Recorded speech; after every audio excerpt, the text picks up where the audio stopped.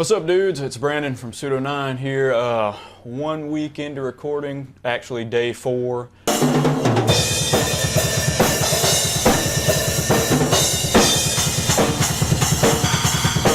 Have 4 tracks done so far. We did Prey on the Innocent, we did House of Mirrors, we did Riddle Me This, and we did Feral Orphan today. So got my hardest song out of the way on a Sunday because we had a lot of time.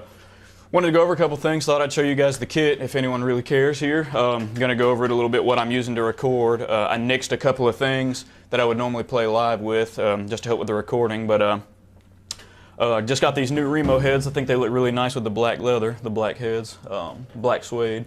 I'm using both of my sets of hi-hats here, using both rides. I've got the 14, 16, and 18 crash and the 8 and 10 splash. I use a 12, 13, 14, and 16 tom. Normally use both 16 inches, my bitches.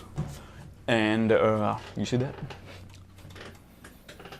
And we had to nix the china because of the weird way it's positioned over here. So we're using this handy dandy saw blade. And we're gonna fill in the china later. We're gonna go check out Joe, see what he's been up to.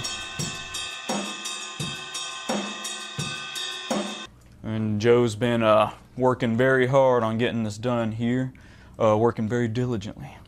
Yeah, right now I'm scrubbing Brandon's snare tracks on all the stuff we've recorded so far. That's where you take out the bleed over from one piece to another, so when I play this track back by itself, there's nothing but the snare.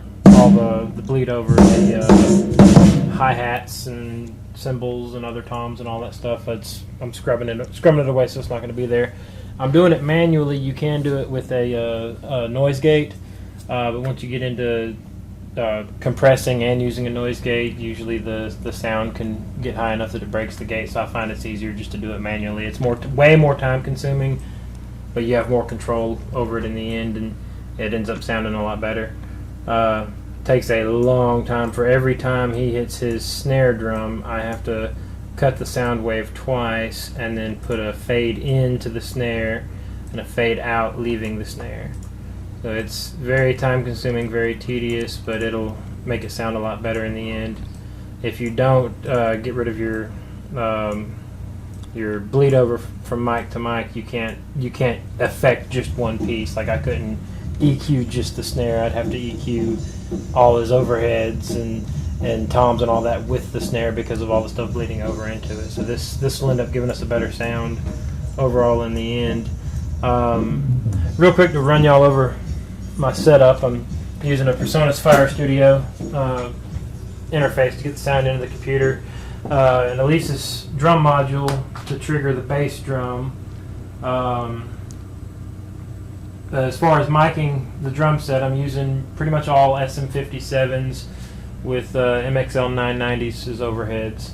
And we're not miking the bass drum because it's triggered, which makes editing bass tracks a hell of a lot easier because it's already scrubbed for me. That's about all I've got going on over here. I'm just scrubbing the tracks, trying to make them sound good, and then here shortly we're going to get started on recording on the next song, which is going to be Menace to Darkness. Menace to Darkness. Which will be happening tonight. I'm going to get that started. Other than that, not a whole lot. We got a show at the end of this month, so hopefully we can get at least the drum stuff done and maybe even the guitar stuff done. By the way, guys, also saw Sunday School Riot last night. For anyone that remembers Sam Harrell, our old bass player, that's his new band. Really killer, saw him last night. They're also starting drum tracks today, so check them out on Facebook. I don't know when their album's going to be finished, but if you keep up with them, you know, you can hear it when it comes out. Pretty killer shit, so make sure to check it out. And make sure you check back next week. We'll have another update video for you. Hopefully we'll be telling you drums are done and we've moved on to guitar. Crossing fingers.